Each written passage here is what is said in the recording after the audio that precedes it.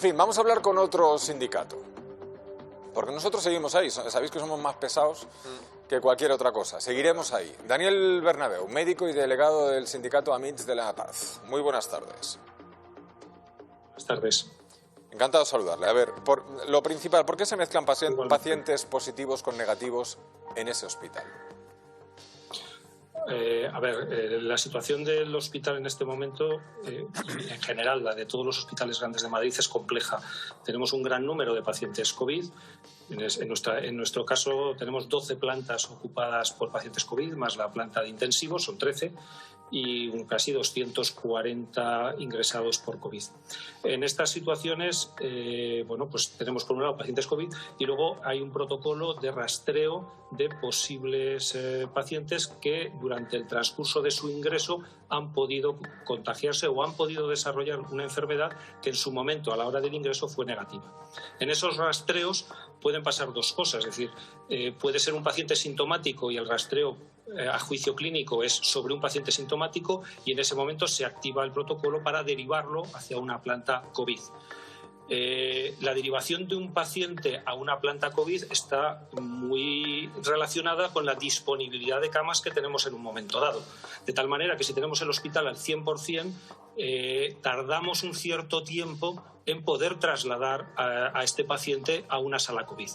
¿Cuánto tiempo? Pues depende de las circunstancias. Lo que quiero dejar claro es que desde el trabajo de todos los profesionales del hospital, desde la dirección, desde central de camas, desde el servicio de preventiva, la intención y el deseo es sacar lo antes posible a ese paciente fuera del área, digamos, de no COVID para llevarlo a una planta. La intención está clara, don Daniel, pero estamos preguntando por la realidad. La intención está clara y estaba además reflejada en un protocolo que nosotros enseñamos aquí el viernes, en el que efectivamente se decía que en el transcurso del día se tenía que establecer dos pruebas. Una PCR primero, si daba positiva, una segunda dentro del mismo día. ¿Eso se está cumpliendo? Este protocolo solo afecta a pacientes asintomáticos y que en su momento ingresaron sin COVID o sin PCR de COVID. Eso quede claro. Es decir, el paciente que para el clínico tiene síntomas o durante el screening tiene hallazgos que sugieren que puede ser paciente con COVID, claro, automáticamente, no pasa a segunda PCR, sino que directamente se deriva. Este protocolo de segunda PCR para el paciente asintomático lleva más de un año establecido, ya desde la tercera ola, debido a que teníamos demasiados casos de falsos positivos en la PCR. Esto implicaba que un paciente que daba falso positivo, si era un falso positivo en la primera, era trasladado a una planta COVID y luego de repente había que decirle que no tenía COVID porque una segunda PCR le había dado negativo y había estado a lo mejor días o semanas en una verdadera planta COVID con pacientes muy sintomáticos. Y eso fue la causa por la que existe ese protocolo, que lleva más de un año. Entonces, ahora ha surgido una polémica que no entendemos muy bien, puesto que no es la naturaleza para la que, del protocolo. Es simplemente confirmar que lo que trasladamos es un paciente que realmente es COVID.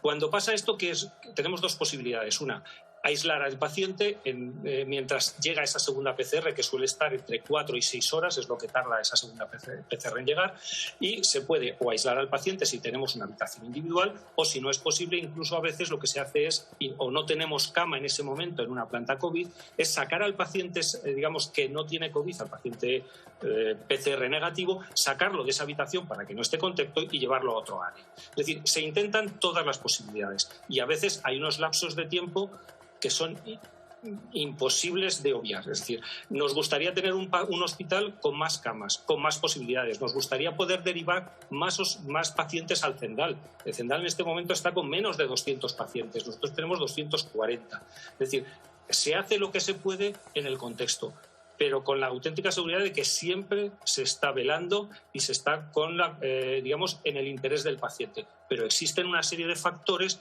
que no son, es decir, sobre los cuales no se puede hacer un tratamiento de alguna manera sesgado o con visiones parciales.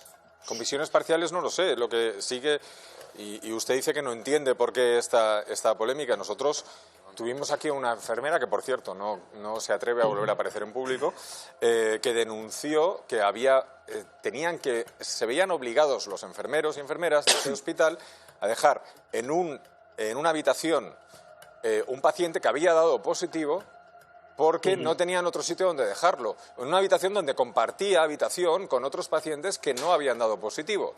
Entenderá usted que haya preocupación, entenderá usted que haya familias que digan, oiga, como además nos han hecho llegar hasta vídeos, si un familiar mío está ahí, es negativo y lo han dejado en la habitación a un positivo, pues que además hablamos de pacientes que podrían tener complicaciones severas, es decir, complicaciones porque han entrado por otra patología, entenderá usted que estén preocupados. No, y nos preocupa a todos, pero lo que le quiero trasladar es que ese es un problema que el hospital puede gestionar con mucha dificultad. Si no tenemos camas o no tenemos posibilidad de abrir camas, no tenemos muchas opciones. ¿Dónde ubicamos a esos pacientes? Entonces, no, lo que me sorprende es que me diga que desde hace más de un año, por falsos positivos en PCR, es decir, porque alguno dio positivo la primera vez, han decidido dejarlos ahí y hacerle una segunda PCR. Es decir, que ante la falta de camas la solución ha sido vamos a dejar que compartan habitación con pacientes negativos los que dan positivo. Eso es lo que me sorprende. No, creo que está malinterpretando lo que yo digo. Pues vuélvalo a explicar porque eso es lo que yo he interpretado. Existe un protocolo en donde pacientes asintomáticos se les hace rastreos. Si dan positivo, sí, tenemos dos opciones. Uno, trasladarlo a una planta de positivos. Si ese paciente luego da negativo, ustedes sacarán en un titular: en La Paz se trasladan pacientes que no son COVID a salas COVID. Eso sería el titular que darían ustedes a continuación. Bueno, puesto que usted no sabe lo que vamos a hacer aquí, porque para empezar, yo agradezco que usted sea divino sobre nuestro trabajo. Igual que yo no le digo lo que ustedes van a hacer y lo que no van a hacer, déjeme a mí decidir lo que vamos a hacer en función de lo que ocurra. Lo que sé que está ocurriendo hoy, y esto no es política ficción o gestión sanitaria ficción, sino realidad, es que ustedes están dejando en una misma habitación a pacientes que han dado positivo en una PCR con pacientes que dan negativo. Eso es lo que está ocurriendo hoy. Y si me dice que lleva más de un año ocurriendo, todavía me preocupa más, fíjese. A ver, el protocolo lleva más de un año en vigor y nunca ha pasado eso. Los pacientes se trasladan y todos son trasladados. Eso no es verdad, porque aquí hemos tenido una enfermera suya y hemos tenido muchos casos, incluso con vídeos que nos lo demuestran, enviándonos del Hospital de La Paz que los dejan en la misma habitación. O sea que o bien ustedes no se están enterando de ese protocolo, lo mal que se está aplicando, o nos están intentando engañar. Bien, una vez que el paciente da positivo, ¿cuánto tiempo considera usted que necesitamos para trasladar a ese paciente? ¿Cuánto tiempo considera? Dígamelo usted, que son los que están gestionando el hospital. Se lo tengo que decir yo. Primero tenemos que buscarle una cama. Sí. Hay que buscarle una cama para poder ubicarlo. ¿Cuánto tiempo tardan ustedes? Esa es la pregunta. Pues tardamos unas horas en hacerlo. Bien, en esas horas... unas horas sin poder trasladarlo. Esas horas, insisto, lo que denunciaba Rosa, que le recomiendo que se vea el programa del jueves, porque es cuando ella apareció, en esas horas, durante esas horas, que en teoría debería ser menos de un día, acaba siendo incluso más de un día. ¿A usted le parece aceptable que una persona pase más de un día al lado de otra persona que ha dado positivo en una PCR? Mire, a mí me parece inaceptable que tengamos un hospital con 12 plantas, con 13 plantas completamente abarrotadas de paciente COVID, cuando tenemos un hospital central dedicado exclusivamente a hospital. Totalmente de acuerdo con usted. Y lo tenemos sin gente. Me parece escandaloso. Absolutamente de acuerdo con usted. En eso le damos la razón. Me parece escandaloso tener que ni siquiera tener un paciente 5 horas junto a otro de COVID. Todo eso a mí me parece escandaloso. Pues eso es lo que estamos denunciando. Desde que Rosa... Vamos a escuchar a Rosa. Es el momento de escuchar a Rosa. Esto es un problema de gestión de recursos por parte de la consejería. ¿De la consejería? Vamos a ver si es la consejería. Es que el Hospital La Paz y sus profesionales se están batiendo el cobre desde el primer director hasta el celador o el secretario en intentar hacer las cosas lo mejor posible en este contexto. Sí.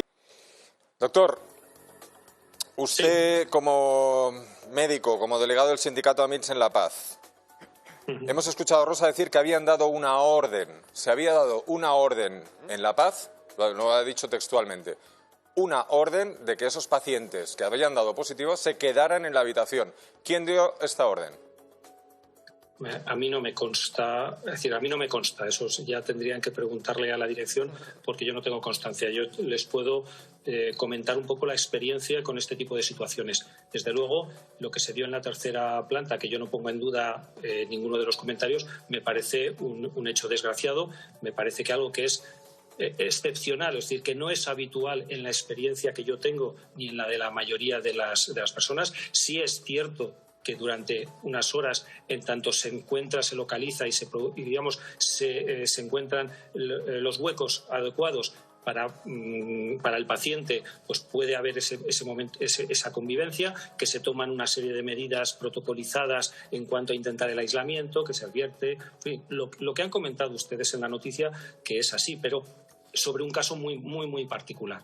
Yo entiendo que es un caso desgraciado. La experiencia que yo tengo no es esa, es decir, se verifican las cosas y en cuanto es posible se trasladan, pero también es cierto que hay días en donde el hospital está absolutamente colapsado y esos traslados son muy difíciles. Y lo han puesto en su propio reportaje. Es decir, la pregunta se la tienen que dar a la presidenta de la comunidad, es decir, ¿por qué el Cendal no está funcionando en lo que debería hacerlo? Yo no les puedo aportar mucho más, que es un caso que no debería darse, que es muy puntual, y que si tuviéramos unas condiciones de trabajo y, digamos, de hospitalización, de ingresos, de personal mejores, esto no pasaría nunca.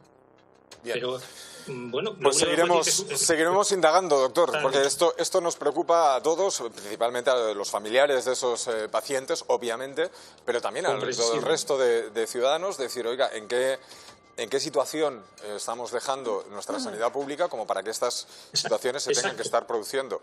Desde luego, intentaremos seguir indagando, porque ahí ha habido una orden, como hemos escuchado, interna, que no es la Consejería de Salud, que también tendrá lo suyo, sino allí dentro de ese hospital ha habido esa orden de dejen ustedes a los pacientes con COVID en las mismas habitaciones donde están.